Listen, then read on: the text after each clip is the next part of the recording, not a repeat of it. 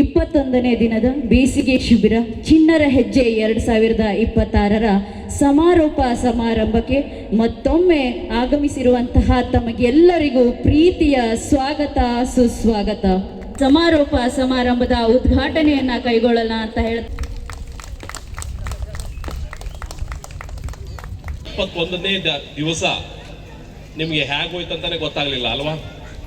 ಎಷ್ಟು ದಿವಸ 21 ದಿವಸ ಒಂದು ಕಾರ್ಯಕ್ರಮ ಮಾಡೋದು, ಯಾವುದೇ ಒಂದು ಅಹಿತಕರ ಘಟನೆ ಆಗದೆ, ಚಿಕ್ಕ ಪುಟ್ಟ ಗಲಾಟೆ ಆಗದೆ 21 ದಿವಸ ಇಂಥ ಒಂದು ಕಾರ್ಯಕ್ರಮ ಆಯಿತು. ನೀವೆಲ್ಲರೂ ಖುಷಿಯಿಂದ ಮಕ್ಕಳನ್ನ ಕಳಿಸಿ ಮಕ್ಕಳಿಗೆ ಪ್ರೋತ್ಸಾಹ ಮಾಡಿ ನಮ್ಮ ರಾಜನ್ ಅವರ ಒಂದು ಸ್ಟಾರ್ ಚಾಯ್ಸಿಗೆ ಒಂದು ಸಪೋರ್ಟ್ ಮಾಡಿದಂಥ ಪಾಲಕರಿಗೆ ನಿಜವಾಗ್ಲೂ ನಾನು ಹೃದಯಪೂರ್ವಕ ಅಭಿನಂದನೆ ಸಲ್ಲಿಸ್ತಾ ಇದ್ದೇನೆ. ಮಕ್ಕಳ ಸಂತೆಗೆ ಬಂದಿದ್ದೆ, ನಿಜವಾಗ್ಲೂ ಭಾರಿ ಖುಷಿ ಆಯಿತು. ಮಕ್ಕಳು ಮಾಡಿದಂಥ ತಿಂಡಿ ಕೂಡ ನಾನು ತಿಂದೆ. ಅದರ ಮಕ್ಕಳಿಗೆ ಪಾಲಕರು ಕೂಡ ಬಹಳಷ್ಟು ಸಪೋರ್ಟ್ ಮಾಡಿದ್ರು. ಮಕ್ಕಳಿಗೆ ನಾನು ಹೇಳಿಕ್ಕೆ ಒಂದೇ ಇಷ್ಟಪಡ್ತಾ ಇದ್ದೇನೆ, ಏನಂದರೆ ಮಕ್ಕಳ ಸಲುವಾಗಿ ನೀವು ಪ್ಲೀಸ್, ನಾನು ದಯವಿಟ್ಟು ಹೇಳ್ತೇನೆ, ಪಾಲಕರಿಗೆ ಹೇಳ್ತೇನೆ, ಯಾಕಂದರೆ ಪಾಲಕರು ಭಾಳಷ್ಟು ಇದ್ದಾರೆ ಇಲ್ಲಿ. ಮಕ್ಕಳಿಗೋಸ್ಕರ ನೀವು ಯಾವಾಗಲೂ ಆಸ್ತಿ ಮಾಡಿ ಮಕ್ಕಳಿಗೆ ನಿನ್ನ ಬ್ಯಾಂಕಲ್ಲಿ ನಾನು ಇಷ್ಟು ಡಿಪಾಸಿಟ್ ಇಟ್ಟಿದ್ದೇನೆ, ನಿನ್ನ ಹೆಸರಲ್ಲಿ ಇಷ್ಟು ದೊಡ್ಡ ಬಿಲ್ಡಿಂಗನ್ನು ಕಟ್ಟಿದ್ದೇನೆ, ನಿನ್ನ ಹೆಸರಲ್ಲಿ ಮತ್ತೆ ನಾನು ಈ ಹೊಲ ಗದ್ದೆನ ತೊಗೊಂಡಿದ್ದೇನೆ, ನಿನ್ನ ಹೆಸರಲ್ಲಿ ಇದು ಶಾಪನ್ನು ತೊಗೊಂಡಿದ್ದೆ ಅಂದರೆ ಯಾವಾಗಲೂ ಕೂಡ ಮಕ್ಕಳಿಗೆ ಹೇಳಿಕ್ಕೆ ಹೋಗ್ಲಿಕ್ಕೆ ಹೋಗಬೇಡಿ. ನಿಮ್ಮ ಹತ್ರ ಇರಲಿ, ಮಕ್ಕಳಿಗೆ ಮಾಡಿ, ಬೇಜಾರಿಲ್ಲ. ಆದರೆ ಎಜುಕೇಷನಿಗೆ ಬಹಳಷ್ಟು ಮಹತ್ವ ಕೊಡಿ. ಎಜುಕೇಷನಿಗೆ ಮಕ್ಕಳು ಇವತ್ತು ನಾನು ನಿಜವಾಗ್ಲೂ ಹೇಳ್ತೇನೆ, ನಾನು 8th 9th 10th STD ಬೂತಲ್ಲಿ ಇತ್ಕೊಂಡು ಸ್ಕೂಲಿಗೆ ಹೋಗ್ತಿದ್ದೆ. ಪಾರ್ಟ್ ಟೈಮ್ STD ಬೂತಲ್ಲಿ ಕೆಲಸ ಮಾಡಿಕೊಂಡು ಸ್ಕೂಲಿಗೆ ಹೋಗ್ತಿದ್ದೆ. ಕಾಲೇಜಿಗೆ ಹೋಗಬೇಕಾದ್ರೂ ಕೂಡ ಪಾರ್ಟ್ ಟೈಮ್ ನಾನು ಕಾರವಾರದ ಬೈತ್ಕುಲ್ದ ಬಂದರಲ್ಲಿ ಅಲ್ಲಿ ಗೋಣಿ ಚೀಲ, ಒಂದು ಗೋಣಿ ಚೀಲ ಸಕ್ಕರೆ ಗೋಣಿ ಚೀಲ ಬರ್ತಿತ್ತು, ಉಪ್ಪಿನ ಗೋಣಿ ಚೀಲ ಬರ್ತಿತ್ತು, ಗೋಧಿ ಗೋಣಿ ಚೀಲ ಬರ್ತಿತ್ತು, ಅಕ್ಕಿ ಕೂಡ ಬರ್ತಿತ್ತು ಅಲ್ಲಿ ನಮ್ಮ ಬೈತ್ಕುಲ್ದಲ್ಲಿ. ಆ ಒಂದು ಗೋಣಿ ಚೀಲಕ್ಕೆ ನನಗೆ ಅವಾಗ 5 ರೂಪಾಯಿ ಕೊಡ್ತಿದ್ರು. ಒಂದು ಗೋಣಿ ಚೀಲನ್ನ ತುಂಬಿದ್ರೆ ನಂಗೆ 5 ರೂಪಾಯಿ ಸಿಕ್ತಿತ್ತು ಆ ಟೈಮಲ್ಲಿ. ಆ ಟೈಮಲ್ಲಿ ನಾನು ಗೋಣಿ ಚೀಲ ಎಲ್ಲ ಇದರಲ್ಲಿ ತುಂಬಿಕೊಂಡು ಕಾಲೇಜ್ ಕೂಡ ನಾನು ಮಾಡ್ತಾ ಇದ್ದೆ. ಯಾಕಂದರೆ ಕಷ್ಟದ ದಿನಗಳನ್ನು ನಾನು ಬಹಳಷ್ಟು ಅನುಭವಿಸಿದ್ದೇನೆ. ನನ್ನ ತಂದೆಯವರು ಫಿಶರಿ ಡಿಪಾರ್ಟ್ಮೆಂಟಲ್ಲಿ ಇದ್ದರು. ನಾವು 7 ಜನ ಅಕ್ಕ ತಂಗಿಂದಿರು ಮತ್ತು ಅಣ್ಣ ತಮ್ಮ, ನಾನು ತಂದೆ ತಾಯಿರು ಹಿಡಿದು ಟೋಟಲಿ 9 ಜನ ನಾವು ಮನೆಯಲ್ಲಿ. ಈಗ ನೋಡಿ, ನಮ್ಗೆ ಇಬ್ಬರು ಮಕ್ಳಿಗೆ ಸಾಕ್ಲಿಕ್ಕೆ ಆಗಲ್ಲ. ಸುಮಾರು ನಮ್ಗೊಂದು 20,000 ರಿಂದ 25,000 ರೂಪಾಯಿ ಪೇಮೆಂಟ್ ಇದ್ರೂ ಕೂಡ ನಮ್ಮ ಒಂದು ಇಬ್ಬರು ಮಕ್ಕಳಿಗೆ ನಮ್ಗೆ ಸಾಗಲಿಕ್ಕೆ ಭಾರಿ ಕಷ್ಟ ಆಗತ್ತೆ. ಆದರೆ ನಾವು ನಮ್ಮ ತಂದೆ ತಾಯಿರು ಕೂಡ ನಮಗೆ ಎಜುಕೇಷನ್ಗೆ ಯಾರು ಕೂಡ ನಮಗೆ ಇದು ಕೊಡಲಿಲ್ಲ. ಅವರು ಏನಂದರೆ ತ್ರಾಸು ಕೊಡಲಿಲ್ಲ ಪಾಪ. ಯಾವುದೇ ಸಾಲ ಕೂಡ ನಮ್ಮ ತಂದೆಯವ್ರಿಗೆ ಕೂಡ ಕಡಿಮೆ ಪೇಮೆಂಟ್ ಇತ್ತು ಆ ಟೈಮಲ್ಲಿ, ನಾವು ಸ್ಕೂಲಿಗೆಲ್ಲ ಹೋಗಬೇಕಾದ್ರೆ. ಆದರೂ ಕೂಡ ನಾವು ಕಷ್ಟಪಟ್ಕೊಂಡು ನಮ್ಮ ತಂದೆಯವ್ರಿಗೆ ಇಷ್ಟು ಕಷ್ಟ ಕೊಡೋದು ಬೇಡ ಅಂತ ಹೇಳ್ಕೊಂಡು ನಾನೇ ಕೂಡ ಪಾರ್ಟ್ ಟೈಮ್ ಜಾಬಿಗೆ ಹೋಗ್ಕೊಂಡು ನಾನು ಸ್ಕೂಲ್ ಕಲಿತೆ, ನಾನು ಕಾಲೇಜ್ ಕೂಡ ಡಿಗ್ರಿ ಮಾಡಿದೆ. ಅದನಂತರ ನನ್ನ ತಂಗಿಂದ್ರಿಗೂ ಕೂಡ, ಇಬ್ಬರು ತಂಗಿಂದ್ರಿಗೂ ಕೂಡ ನಾನು ಎಜುಕೇಷನನ್ನು ಕೊಟ್ಟೆ. ನಾನು ಏನು ಹೇಳ್ತಾ ಇದ್ದೇನೆ ಅಂದರೆ, ಇವತ್ತಿಗೆ ಮಕ್ಕಳು ಏನು ಮಾಡ್ತಾರೆ, ಪ್ಯಾರೆಂಟ್ಸು ಒಬ್ಬನೇ ಮಗ ಇರಲಿ ಒಬ್ಬಳು ಮಗಳಿದ್ರು ಕೂಡ ಅವಳು ಪ್ರೀತಿಯಿಂದ ಯಾವುದೇ ಕಷ್ಟದಲ್ಲಿ ಕೂಡ ಅವಳಿಗೆ ಭಾಗಿಯಾಗದಂತೆ ನೋಡ್ತಾರೆ. ಅಂದರೆ ನಾವು ಗಿಡಗಳನ್ನು ಯಾವ ರೀತಿ ಬೆಳೆಸ್ತೇವೋ ಆ ರೀತಿ ಮಕ್ಕಳನ್ನು ಬೆಳೆಸ್ತಾರೆ. ಫಾರ್ ಎಕ್ಸಾಂಪಲ್ ಈಗ ನಾನು ಹೇಳ್ತಾ ಇದ್ದೇನೆ, ಬೆಂಗಳೂರಲ್ಲಿ ನಾನು ಕೈಗಾ ಒಂದು ಹೋರಾಟ ಮಾಡಿದೆ, ಪಾದಯಾತ್ರೆ ಮಾಡಿದೆ, ನಿಮಗೆಲ್ಲ ಗೊತ್ತಿದೆ. 50 ಕಿಲೋಮೀಟರ್ ನಡ್ಕೊಂಡು ಹೋದೆ. ಬಹಳಷ್ಟು ಜನರು ಅಲ್ಲಿಂದ ನಮ್ಗೆ ಸಪೋರ್ಟ್ ಮಾಡಿದ್ರು. 2 ದಿವಸ ತಾಕ್ತು ನಮಗೆ. ಶ್ರೀಪಾದ್ ಸರ್ ನಮಗೆ ಬಂದಿದ್ರು ಆ ಟೈಮಿಗೆ, ಸಂದೀಪ್ ಅವರು ಬಂದಿದ್ರು, ಕೃಷ್ಣ ಅವರು ಬಂದಿದ್ರು. ನಡೀತಾ ಹೋದ್ವಿ ನಾವು.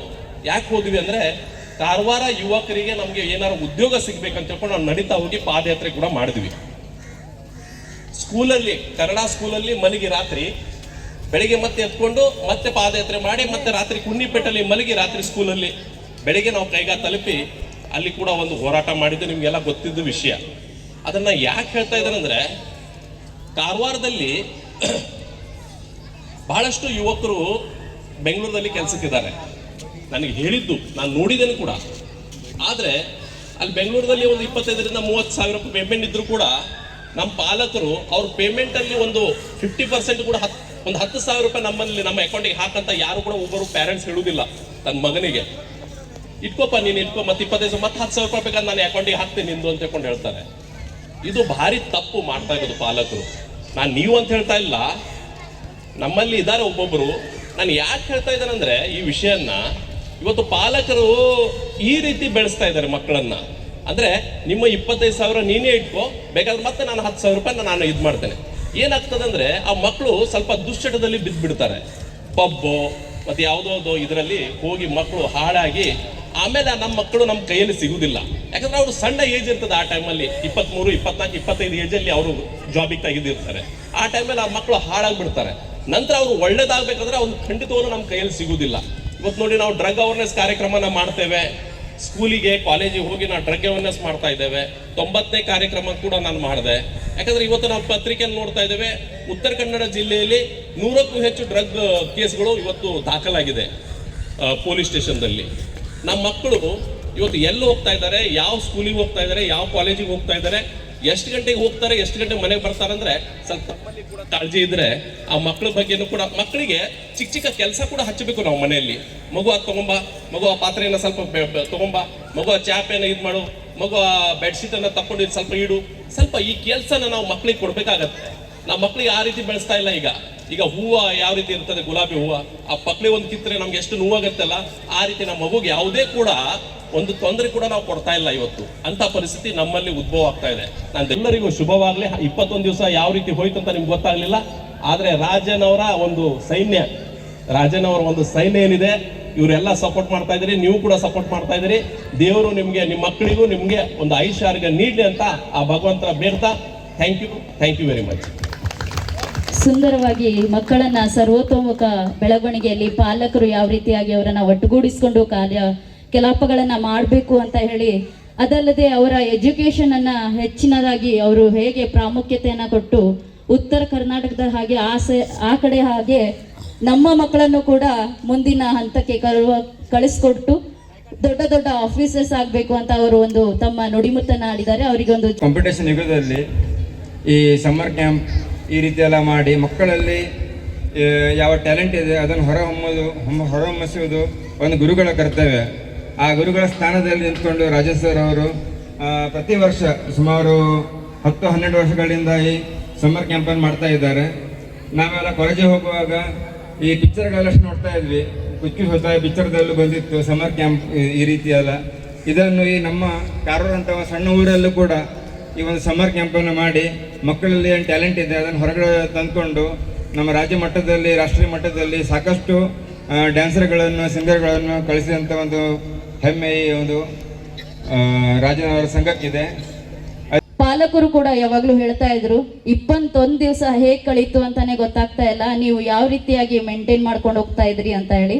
ಆ ಥರವಾಗಿ ನಿಮ್ಮ ಮಕ್ಕಳನ್ನ ಇಷ್ಟು ಮುದ್ದಾಗಿ ತಮ್ಮ ಮಕ್ಕಳು ಅಂತ ಹೇಳಿ ಕಾರ್ಯಕ್ರಮದೆಲ್ಲ ಅಚ್ಚುಕಟ್ಟಾಗಿ ನಡೆಸ್ಕೊಟ್ಟವರು ಅಂತಂದ್ರೆ ನಮ್ಮ ಪ್ರೀತಿಯ ಎಲ್ಲ ವಿದ್ಯಾರ್ಥಿಗಳು ಹಾಗೂ ಮೆಂಟರ್ಸ್ಗಳು. ಅವರನ್ನ ನಾವು ಈ ವೇದಿಕೆ ಮೇಲೆ ಕರೆದು ಒಂದು ನೆನಪಿನ ಕಾಣಿಕೆ ಕೊಡಲಿಲ್ಲ ಅಂದ್ರೆ ಬೇಜಾರು ಅನ್ಸತ್ತಲ್ವ. ತಮ್ಮ ಮಕ್ಕಳನ್ನ ಚಂದಾಗಿ ತಮ್ಮದೇ ಮಕ್ಕಳು ಅಂತ ಹೇಳಿ ಈ ಕಾರ್ಯಕ್ರಮವನ್ನ ನಡೆಸ್ಕೊಟ್ಟಿದ್ದಾರೆ. ಇವಳು ಸಂಚಿತ, ದಯವಿಟ್ಟು ಜೋರಾದ ಚಪ್ಪಾಳೆ ಮೂಲಕ 21 ದಿವಸನೂ ಇವಳು ಬಂದು ಎಲ್ಲಾ ಕಾರ್ಯಕ್ರಮವನ್ನ ಅಚ್ಚುಕಟ್ಟಾಗಿ ನಮ್ಮ ಜೊತೆ ಇದ್ದು ನಡೆಸ್ಕೊಟ್ಟಿದ್ದಾಳೆ. ನಿಮ್ಮದೇ ಮಕ್ಕಳು, ಅದಕ್ಕಾಗಿ ಜೋರಾದ ಚಪ್ಪಾಳೆ. ಯಾಕೋ ಸಾಕಾಗ್ತಾ ಇಲ್ಲ. ಈ ವಾಯ್ಸ್ ಅನ್ನ ಮೇಂಟೈನ್ ಮಾಡೋದು ನಮ್ ಪ್ರಥಮ್ ಬಿಟ್ರೆ ಮತ್ತಾರು ಆಗಲ್ಲ ಅನ್ಸುತ್ತೆ. ಪ್ರಥಮ್ ದಯವಿಟ್ಟು ವೇದಿಕೆಯ ಮೇಲೆ ಆಗ್ಬೇಕು. ಹಾಗೂ ನಮ್ಮ ಹಾಗೆ ಈ ಎಲ್ಲಾ ಕಾರ್ಯಕ್ರಮದ ಮುಖ್ಯ ಶ್ರೀಮತಿ ಜ್ಯೋತಿ ನಾಯ್ಕ್ ಮೇಡಮ್ ಅವರು, ಇವರೆಲ್ಲರಿಗೂ ಚಿರಪರಿಚಯ. ಪಾಲಕರು ಎಲ್ಲರೂ ಗೊತ್ತು ಮಾಡ್ತೀರಾ. ಇವರು 21 ದಿವಸನೂ ಮಕ್ಕಳನ್ನ ಯಾವ ರೀತಿಯಾಗಿ ನಡೆಸ್ಕೊಂಡ್ ಬಂದಿದ್ದಾರೆ ಅಂತ ತಾವು ಕೂಡ ನೋಡಿದಾರ. ಅದಕ್ಕಾಗಿ ಅವರಿಗೆ ಜೋರಾದ ಒಂದು ಚಪ್ಪಾಳೆ ಮೂಲಕ ನಾವು ಅಭಿನಂದನೆಯನ್ನ ಸಲ್ಲಿಸ್ತಾ ಇದ್ದೀವಿ. ಗೀತಾಗೌಡ, ದಯವಿಟ್ಟು ನಮ್ಮ ಒಂದು ನೆನಪಿನ ಕಾಣಿಕೆ ಅಭಿನಂದನೆಯನ್ನ ತಾವು ಸ್ವೀಕರಿಸಬೇಕು ಕೇಳ್ಕೊಳ್ತಾ ಇದ್ದೀನಿ. ಶ್ರೀ ಸಂಜು ಸರ್ ಅವರು, ಅವರಿಗೊಂದು ಜೋರಾದ ಚಪ್ಪಾಳೆ ಮೂಲಕ ನಾವು ನೆನಪಿನ ಕಾಣಿಕೆಯೊಂದಿಗೆ ಅಭಿನಂದನೆಯನ್ನ ಸಲ್ಲಿಸ್ತಾ ಇದ್ದೀವಿ. ಒಂದು ನೆನಪಿನ ಕಾಣಿಕೆ ನೀಡುವುದರೊಂದಿಗೆ ಅಭಿನಂದನೆಯನ್ನ ಸಲ್ಲಿಸ್ತಿದ್ದೇವೆ. ದಯವಿಟ್ಟು ಜೋರಾದ ಚಪ್ಪಾಳೆಯ ಮೂಲಕ ಇವರನ್ನ ನಾವು ಅಭಿನಂದಿಸೋಣ. ಕೂಡ 21 ದಿವಸ ಸತತವಾಗಿ ನಮ್ಮ ಜೊತೆಗಿದ್ದು ನಮ್ಮ ಮಕ್ಕಳನ್ನ ನೃತ್ಯ ತರಬೇತಿ ಇರಲಿ, ನಾಟಕ ತರಬೇತಿ ಇರಲಿ, ಮಕ್ಕಳನ್ನು ಸಂಭಾಳಿಸೋದ್ರಲ್ಲಿ ಅವ್ರದ್ದು ಕೂಡ ಒಂದು ಹೆಜ್ಜೆ ಮುಂದಿದೆ. ಸೊ ಅವರಿಗೂ ಕೂಡ ನಮ್ಮ ಸ್ಟಾರ್ ಚಾಯ್ಸ್ ವತಿಯಿಂದ ಒಂದು ನೆನಪಿನ ಕಾಣಿಕೆ. ಮಳೆ ಮೂಲಕ ಇವರಿಗೂ ಕೂಡ ಧನ್ಯವಾದವನ್ನು ಅರ್ಪಿಸ್ತಾ ಇದ್ದೀವಿ. ಅವರ ಮಾತು ಅಂತ ಹೇಳಿದ್ರೆ ಮುಂದೆ ಹೇಳಲ್ಲ, ನಿಮ್ಗೆ ಗೊತ್ತಿದೆ. ಹಾಗೆ ಅವರಿಗೆ ಜೋರಾದ ಚಪ್ಪಾಳೆ ಮೂಲಕ ನಾವು ನೆನಪಿನ ಕಾಣಿಕೆ ನೀಡುವುದರೊಂದಿಗೆ ಅಭಿನಂದನೆಯನ್ನ ಸಲ್ಲಿಸ್ತಾ ಇದ್ದೀವಿ. ಸ್ಟಾರ್ ಚಾಯ್ಸ್ ನೃತ್ಯ ಮತ್ತು ಕಲಾ ಕೇಂದ್ರದ ಅಧ್ಯಕ್ಷರು ಆಗಿರುವಂತಹ ಶ್ರೀ ರಾಜು ಸರ್ ಅವರು, ರೋಹಿದಾಸ್ ಬಾನಾವಳಿ ಸರ್ ಅವರು, ಇವರು ಕೂಡ ನಮ್ಮೊಟ್ಟಿಗೆ 21 ದಿವಸ ಕೂಡ ಯಾವುದೇ ಒಂದು ಆಕ್ಟಿವಿಟೀಸ್, ಈ ಒಂದು ಕಾರ್ಯಕ್ರಮದಲ್ಲಿ ತಮಗೆ ತಿಳಿದಿದೆ ಎಷ್ಟೊಂದು ಆಕ್ಟಿವಿಟೀಸ್ಗಳನ್ನು ನಾವು ಮಾಡ್ತಾ ಬಂದಿದ್ದೇವೆ. ಆ ಒಂದು ಪ್ರತಿಯೊಂದು ಆಕ್ಟಿವಿಟೀಸ್ ಅಲ್ಲಿ ಅವರು ಹಾಜರಿದ್ದು ನಮಗೆ ಸಪೋರ್ಟಿವ್ ಆಗಿ ನಿಂತವರು ನಮ್ಮ ಅಧ್ಯಕ್ಷರು ರೋಹಿದಾಸ್ ಬಾನವಾಳಿಕರ್ ಸರ್. ಅವರಿಗೂ ಕೂಡ ಅಧ್ಯಕ್ಷರು ಉದ್ಘಾಟಕರು ಆಗಿ ಆಗಮಿಸಿರುವಂತಹ ಶ್ರೀ ರಾಘು ನಾಯ್ಕ್ ಸರ್ ಅವರಿಗೆ ನಾವು ಒಂದು ಚಿಕ್ಕದಂತಹ ನೆನಪಿನ ಕಾಣಿಕೆ ನೀಡುವುದರ ಮೂಲಕ ಧನ್ಯವಾದವನ್ನ ತಿಳಿಸ್ತಾ ಇದ್ದೀವಿ. ದೈವ ನಮಗೆ ನೀಡಿದ್ದಾರೆ, ಅವರಿಗೆ ಜೋರಾದ ಒಂದು ಚಪ್ಪಾಳೆ ಮೂಲಕ ನಾವು ಧನ್ಯವಾದವನ್ನ ಅರ್ಪಿಸ್ತಿದ್ದೀವಿ. ತಂದಂತವರು ಅಂತ ಹೇಳಿದ್ರೆ ಕುಮಾರಿ ಐಶ್ವರ್ಯ, ಇವಳಿಗೂ ಕೂಡ ಜೋರಾದ ಚಪ್ಪಾಳೆ ಮೂಲಕ ನಮ್ಮ ಒಂದು ಅಭಿನಂದನೆ ಪತ್ರವನ್ನ, ನೆನಪಿನ ಕಾಣಿಕೆಯನ್ನ ನೀಡ್ತಾ ಇದ್ದೀವಿ. ಜೋರಾದ ಚಪ್ಪಾಳೆ ಒಂದಿಗೆ ಅವರಿಗೆ ಧನ್ಯವಾದವನ್ನ ತಿಳಿಸ್ತಾ ಇದ್ದೀವಿ. ಕಾಲೇಜ್ ಹೋಗ್ತಿದ್ದಾಳೆ, ಎಕ್ಸಾಮ್ ಆದ ತಕ್ಷಣ ಯೂನಿಫಾರ್ಮ್ ಅಲ್ಲೇ ಬಂದು ಮಕ್ಕಳಿಗೆ ಡಾನ್ಸ್ ಟ್ರೈನಿಂಗ್ ಮಾಡ್ತಿದ್ದಾಳೆ ಪಾಪ. Thank you Aishwarya, thank you so much. ಅದಕ್ಕೊಂದು ಜೋರಾದ ಚಪ್ಪಾಳೆ ದಯವಿಟ್ಟು ಅವಳಿಗೊಂದು.